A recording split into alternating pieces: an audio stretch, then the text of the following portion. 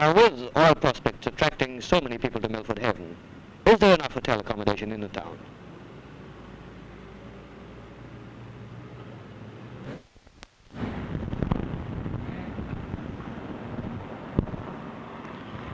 Lord Nelson himself was one of the first people to recognize the possibilities of Milford Haven as a harbour, and he stayed here once at this hotel that's named after him.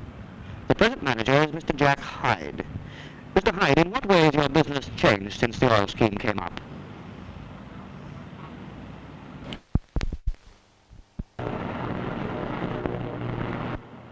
At the moment, as you can see, Milford Haven is just a quack.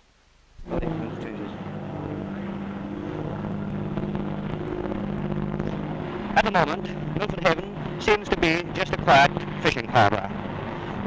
Why is it, Commander Farquart, that it has been chosen as a site for oil development? Some years ago, our company saw the haven and estimated that it has advantages as a commercial harbour far superior to any others in this country. The advantages are that there is a very short distance from really deep water into complete shelter in the deep water of the haven. The minimum depth at low water in the channel is 60 feet everywhere. So it will be able to take the large 100,000-ton tankers of the future. I'd even go further and say it would take larger than the 100,000 tonners if necessary. Now, what are your company's plans? My company hopes to be able to build an unrivaled repair port capable of taking the biggest tankers and giving them the quickest and best turnaround of any port in the world. Thank you. Thank you.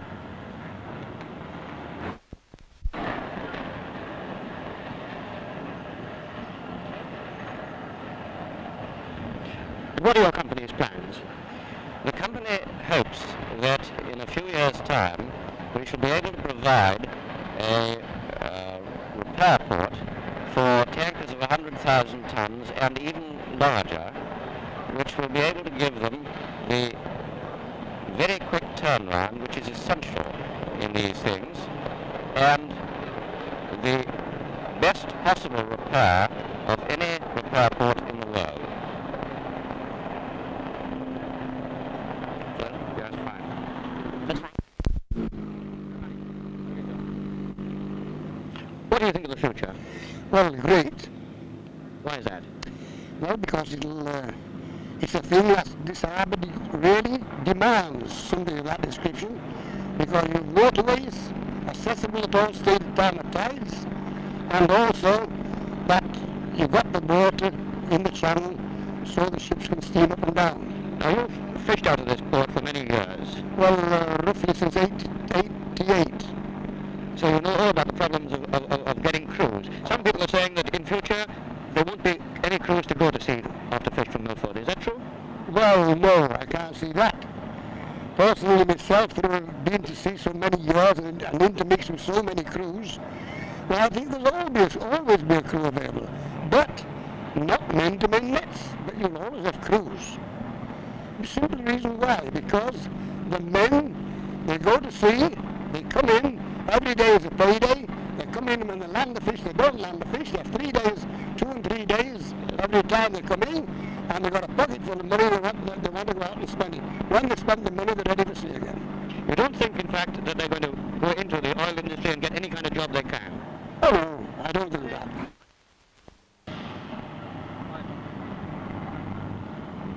You don't think that people are going to leave the men? Start again. You don't think that men are going to leave the fishing industry and go into the oil industry to get any kind of job they can? No, definitely no. My experience in the fishing industry is this, that there's always a crew where there's money. Even if those men that came there in the ships, that they left their ships in Milford Haven, that brought the oil here, they would still go in the fishing industry, although they can't mend nets. All they want is the money, and the money for the beer after they're ashore, and when the money's gone, they're ready for going to sea again. That's my experience as a sailor. And that's what'll happen in Milford Haven. I don't think there'll be shortage at any time for crews, only as I state, net menders. And another thing, we've got a long, long way to look forward to. How does people know what the fishing industry is going to be like in Milford Haven? I've come from prosperity to very nigh bankruptcy in Milford Haven. But now you think bankruptcy is a thing of the past? Well, the unfortunate part is this, that I was born a little bit too early, else I might have been in business now. Mr. Chidley, you were one of the first farmers, if not the first, to sell land in Milford Haven. Yes, that is true, although at the time when we did sell, we had no idea that we were in fact selling to an oil company. As far as we knew, we were selling to a nebulous Mr. A, who was abroad and who wanted to buy a coastal farm of a large acreage on the Haven. Had you known, would you have sold? I don't know. I wouldn't like to answer that now. Now, some people are saying that... Now, some people are saying that Milford Haven farmers are holding out for higher prices. Is that true? No, that isn't true. Not by a long way. All we want to know, all we want to find out is exactly what is going to happen down here. We don't want the same thing to happen again to us. Now, some people are saying that Milford Haven farmers are holding out for higher prices from the oil interests. Is that true? No, it isn't true. The price given so far, I understand it, has been about £200 an acre. Well, that's just about twice as much as that land fetched before this project came into being. And it is a fact that in other parts of the country, to buy a farm, you would in fact have to pay far more than that. So that money isn't really the only concern here? Oh, no. No, no, no.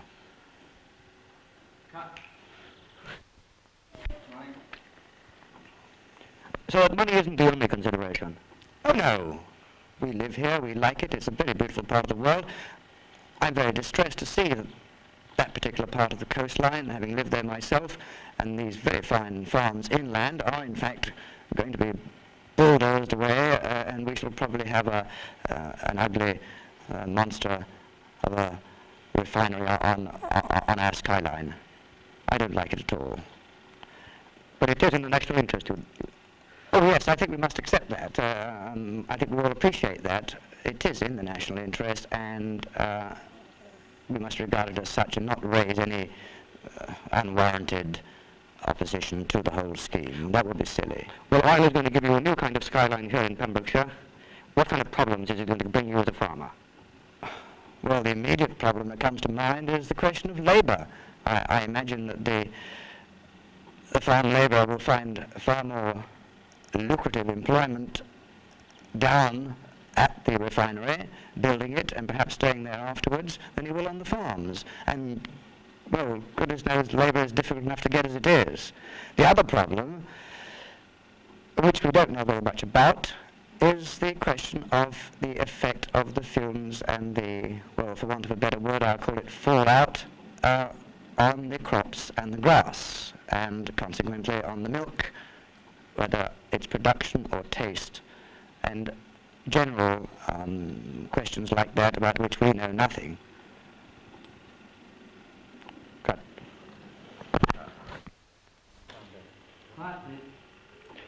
Now, some people are saying that farmers in the Milford Haven area are holding out for higher prices from the oil interests. Is that true? But money then isn't the only consideration.